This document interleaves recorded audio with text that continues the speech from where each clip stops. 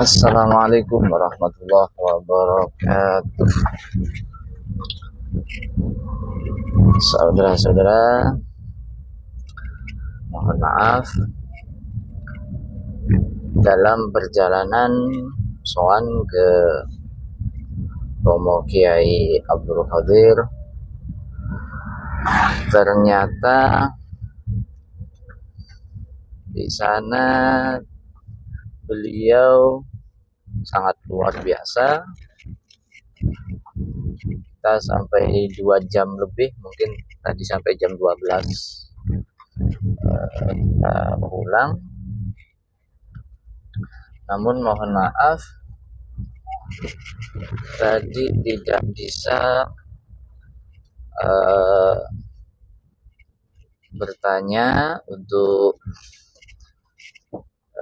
di wawancara ya, karena beliau seorang kiai yang katakanlah sudah sepuh, walaupun sangat luar biasa dalam semangat perjuangannya. Beliau minta maaf ya, dikatakan beliau saat Al-Fakir konfirmasi minta izin untuk bisa mengenalkan profil pondok pesantren dan juga profil beliau dan visi dan misi membangun pondok di tengah hutan. Beliau dengan sangat tawaduknya sambil tersenyum juga, beliau mengatakan mohon maaf, tidak bisa, takut salah kata-kata atau apa, tidak mau direkam. Dengan kata-kata beliau, mohon maaf, saya sudah tua untuk perjuangan, sudah pasrah kepada yang muda-muda, dan juga beliau membangun pondok di sana itu ya masalah untuk ngaji, berusaha untuk humul itu adalah menyendiri atau menanam diri di dalam bumi seperti yang ada dalam kitab Al-Hikam. Syekh Athaillah beliau berkata, pendamlah diri kamu di bumi yang kumul, bumi yang dalam, supaya sesuatu yang dipendam dalam bumi maka tumbuhnya akan semakin baik. Jadi beliau dengan tawaduknya jangan disebar atau jangan nggak mau menonjolkan diri ya. Beliau tidak mau menonjolkan diri, biarlah kalau orang yang tahu mau ngaji monggo, insyaallah beliau siap. Jadi nggak mempromosikan diri beliau juga, karena kalau masalah pondok nanti insyaallah diteruskan sama putra-putranya yang masih ada di Buya Maliki. Jadi untuk beliau kemungkinan hanya menyiapkan untuk putra-putranya, dan sekarang sekedar memulai, dan itu beliau tidak terlalu mempromosikan, bahkan terkesan menyembunyikan diri. Beliau sangat luar biasa, itulah permohonan maafnya, dan saya juga pahami beliau memang sosok yang sangat tawaduk luar biasa. Dan beliau sekedar untuk dimintai doa dalam sebuah acara untuk mengisi pengajian, beliau sangat jarang sekali menerima. Dan tadi beliau sempat banyak cerita motivasi-motivasi bagi kita yang masih muda ini untuk selalu berjuang apapun resikonya, jangan pantang menyerah, jangan mundur, li'la'i kalimatillah, untuk meninggikan agama Allah dan untuk mendedikasikan diri kita, perjuangan kita untuk Indonesia, untuk NKRI sebagai amanah perjuangan dari para ulama, para syuhada yang telah memperjuangkan negara Republik Indonesia ini. Bahkan sekilas perjuangan beliau, walaupun beliau seorang kiai di desa, ternyata luar biasa dulu semasa mudanya. Beliau bercerita dalam perjuangannya untuk karena di tahun 2000-an itu ada gejolak besar di saat reformasi pertama tentang demokrasi, sehingga muncullah beberapa partai yang awalnya hanya 3 partai, PDI, Golkar dan P3 gitu ya. Akhirnya karena sebuah reformasi, di situ lahirlah banyak partai yang akhirnya saat itu ada gejolak besar yang hampir ada pertumpahan darah di antara rakyat Indonesia sesama Muslim, sama pribumi.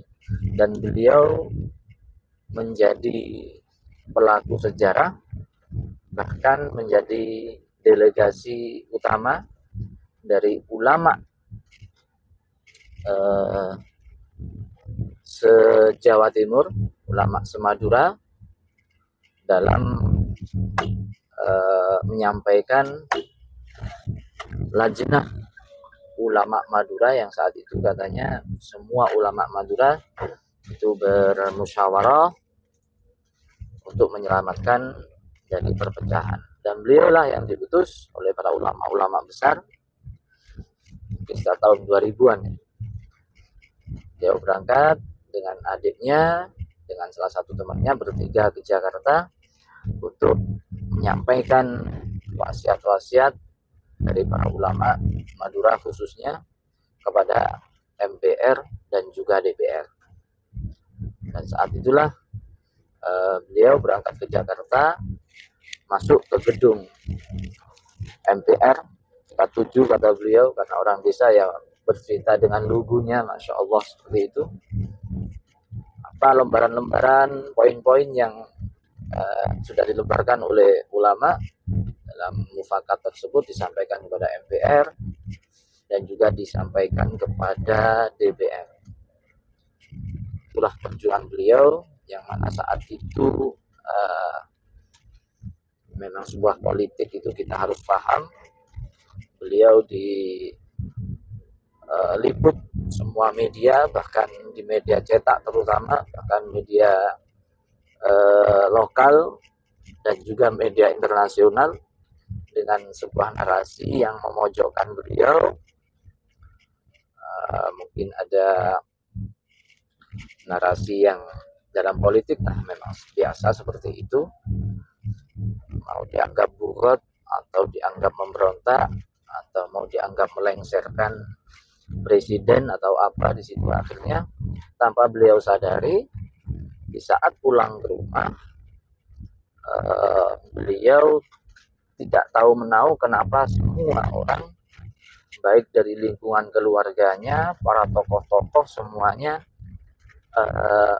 tidak mau menemui beliau, bahkan menghindar, dan juga kebencian luar biasa kepada beliau, sampai-sampai tidak ada satu orang pun yang mau diajak bicara oleh beliau. Itu beliau bingung. Akhirnya hanya Bunyai, istri beliau, yang mengatakan menjadi penyemangat yang selalu beliau ingat. Kata Ibu Nyai, andaikan semua orang, dulu masih ada di Gondang Legi ya, di Gondang Legi ini, dan semua tokoh, semua kiai itu senang dan tidak menolak, tidak membenci kiai, tapi saya tidak suka, saya benci pada kiai, apakah kiai akan tetap ada di sini? Beliau menjawab, ya tidak, saya akan pulang ke Madura. Sebaliknya, jika semua tokoh-tokoh, kiai-kiai, keluarga semuanya itu membenci kiai, namun saya sebagai istri tetap mencintai, tetap bahagia, tetap sayang, apakah kiai masih tetap di sini atau pulang? Kata beliau, ya tetap di sini.